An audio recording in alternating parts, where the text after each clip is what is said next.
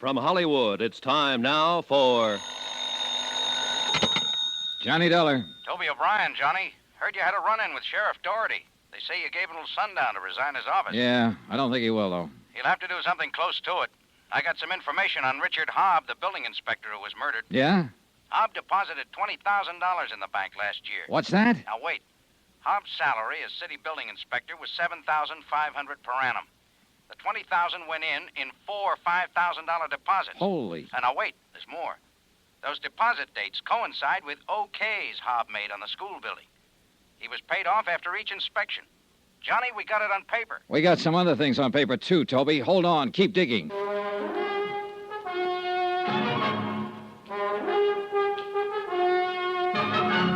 Tonight and every weekday night, Bob Bailey in the transcribed adventures of the man with the action-packed expense account, America's fabulous freelance insurance investigator. Yours truly, Johnny Dollar.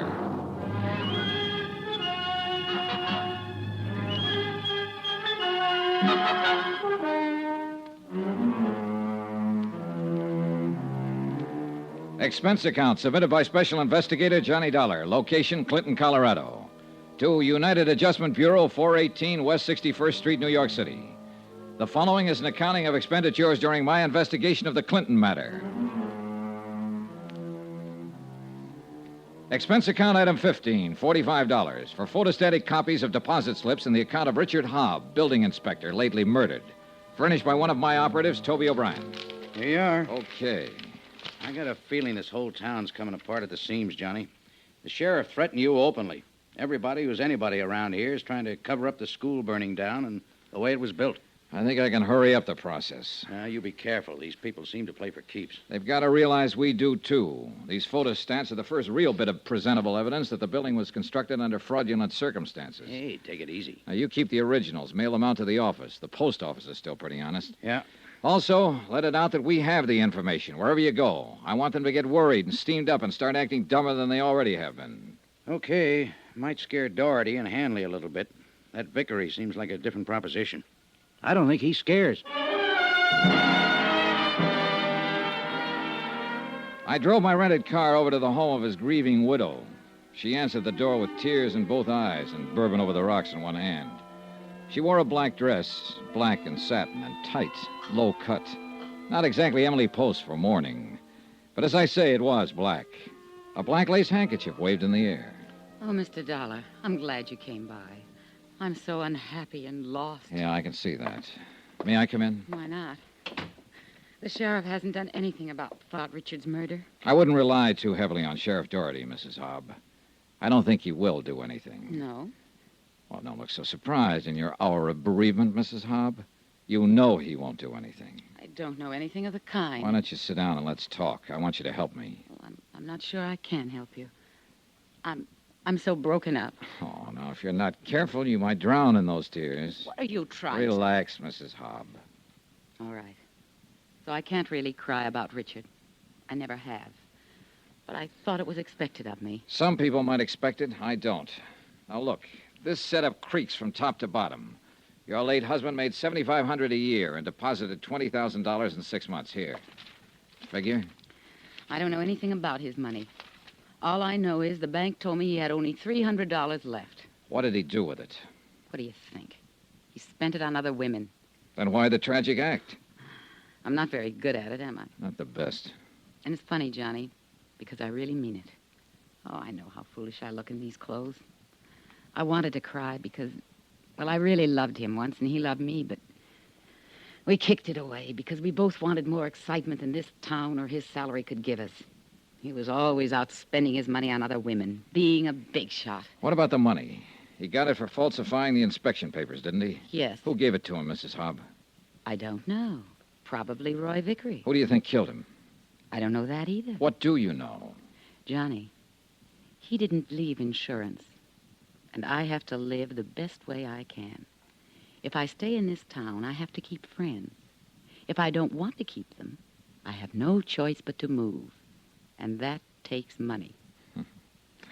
I wonder what could possibly be going on in your mind. Your company handles insurance, doesn't it? 263 different kinds. Are you particular what kind of premiums you collect? Well, we pay off on a lot of things. Just what kind of insurance were you thinking about? $2,000 endowment. Got your pen? No, but my word's good at the cashier's cage. What do you got? Right, I'm trusting you. Richard got that $20,000 from the Clinton Gravel Company for services rendered. Know who owns the Clinton Gravel Company? Roy Vickery? That's close enough. Last night after you were here, Richard came back. I told him what you'd said to me. He said Vickery and the others were going to make a patsy out of him. So he left to see you. And got shot up. Hey, wait a minute. Vickery was outside your house when I left. He might have done it himself. That's all I can tell you. Now, do I get my insurance? If what you say is true, Mrs. Hobb, I'll have to check first. Well, you'll find out. Say, where do you come from, anyhow? Hartford, Connecticut. Connecticut. Say, I got an idea. What's the housing situation in Hartford? Rough. For you, Mrs. Hobb. Very rough. I finally tore myself away from the grieving widow and headed back for the hotel. On my way down the main street of Clinton, someone with a wrinkled coat and bourbon on his breath stepped out and stopped me. David Baines, the architect. Dollar. Well, hi. Yeah, I told you I was going to stick around and do something brave. Oh? I finally got up courage enough to do something decent. Decent for me, anyway. For anybody else, it'd be too low to talk about. What was it? Well, I'm not much of a lawyer, but they say there's a statute in the books that says a private citizen may commit a crime to prevent a greater crime from being committed and still go free. Is that right? I wouldn't know. Well, I committed a crime. 2 crimes. Dishonor to my noble character, disappointing the trust of a young woman. That was the first one. Then engineering a theft. I'm a Fagin. That's what I am. Under the guise of loving a young female secretary eternally, I have, well, here, the purchase orders from Roy Vickery's office. The actual purchase orders for the school. What? She stole them for me. For you. With my best regard. I looked at them. They were as advertised. Purchase orders complete down to the last 10-penny nail. Expense account item 16, 48 cents, postage. Not being a technical expert, I sent them down to Denver for perusal by the original brokers. 14 hours later, the verdict came back in a long telegram. The materials used in the school construction were not passable. The insurance company would never honor the claim of the city of Clinton. This text I turned over to Frank Ibsen, publisher of the Clinton Times. He promised it would be in the late afternoon edition. There were other developments. Toby O'Brien again. Yeah, Toby. We located 2 witnesses to the Hobb shooting. Vickery put Hobb out of the way himself. Get their statements and get them on a train to Denver right away. Right. Then you better gather up the rest of the boys and come over here. Right.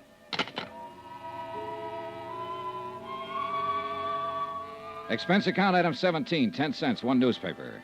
The afternoon edition of the Times, which carried a complete story of the insurance investigation up to date, naming Vickery as the perpetrator of the school fire and involving Sheriff Doherty and Chief Hanley. I phoned Frank Ibsen and explained his next edition could carry the story of Hobbs' murder by Vickery. Ibsen said he'd make up an extra for that. I'd no sooner hung up the phone than I had visitors. Want to come with us, Dollar? Not particularly. Who are you? Deputy Egan. Sheriff Doherty wants to talk to you. I've already said all I want to say to him. Get out. Guys? No. Take him out of here. There was strictly no contest. I walked out of the room with a deputy on each side of me and Egan behind me. We were in front of the hotel when I saw Toby O'Brien, Al Davis, and John Newton coming toward the entrance. I kicked out at the nearest man and yelled for help. A few of the local citizens joined in the fight, and Sheriff Doherty's 3 deputies got the worst of it. We took them all back up to my room. Now, sit down. All right, Egan. You're going to be arrested for this, Dollar. Where were you going to take me? Where? Place on the edge of town. Clinton Gravel Works. Why? Doherty said to bring you back. He wanted to see you. Who's there with him? I don't know. The Clinton Gravel Works was a large building and tall shaft set on the edge of a frozen lake. Parked near the entrance was a long black limousine, such as a well-to-do contractor might drive. A white supercharged sedan, such as a fancy Western sheriff might use, and a red sedan, unmistakably belonging to the fire chief. We covered all the exits, and Toby O'Brien and I went in the front way. We were halfway up the steps when things began to happen. You all right? Yeah, come on.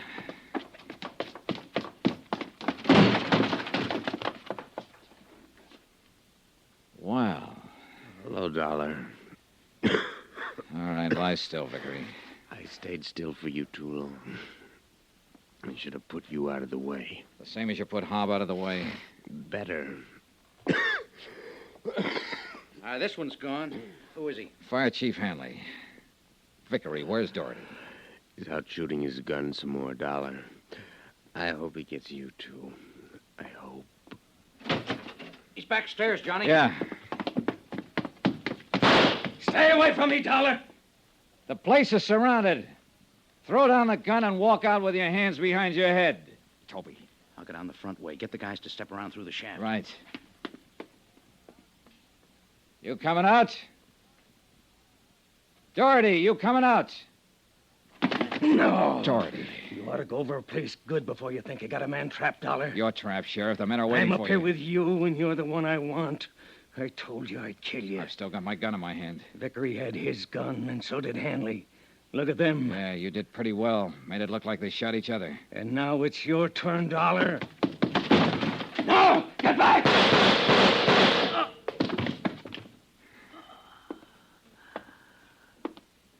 Okay, Johnny? Yeah, just a nick. Hey, get a doctor, will you? Yeah, sure. Well, Sheriff? I guess I kind of forgot some. Yeah, what's that? The part about the falling out among thieves, Dollar. That was Sheriff Doherty's last statement. He died on his way to the hospital. Roy Vickery recovered and was arraigned on charges of murder, conspiracy, 28 counts all told. Chief Hanley was dead. Expense account item 18, $62, board and room. Item 19, $58, miscellaneous. Item 20, $164, transportation back to Hartford.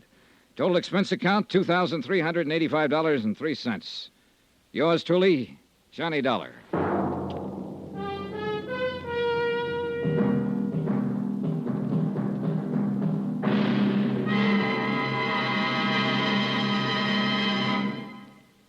Now, here's our star to tell you about next week's exciting story. Next week, the Jolly Roger fraud matter. And, yeah, that means piracy. Of a kind that would have made Captain Kidd look like a bungling amateur. Join us, won't you? Yours truly, Johnny Dollar.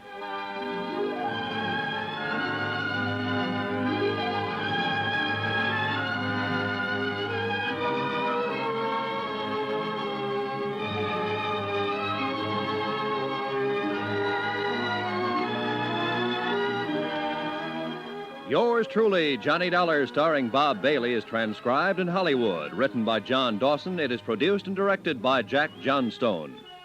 Heard in this week's cast were Jeanette Nolan, Lucille Meredith, Carlton Young, Herb Ellis, Jack Petruzzi, Bob Bruce, Herb Butterfield, Paul Richards, Edgar Barrier, Russell Thorson, Jack Moyles, and Frank Gerstle. Musical supervision by Amerigo Marino. Be sure to join us on Monday night, same time and station, for another exciting story of yours truly, Johnny Dollar. Roy Rowan speaking.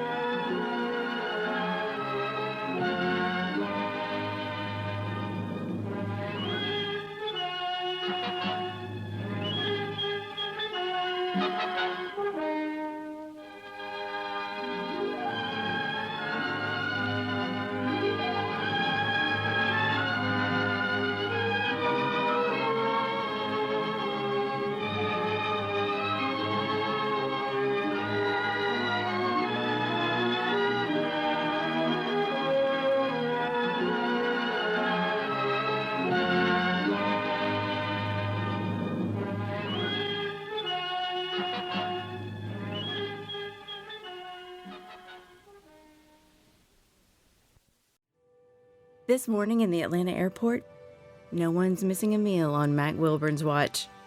With 11 restaurants to serve passengers, he's got dining for every destination. And it all started when Mac talked with First Horizon Bank about opening a franchise in the airport. Now it's open for business and cleared for takeoff. First Horizon Bank. Let's find a way. Go to firsthorizon.com/Mac. First Horizon Bank, member FDIC.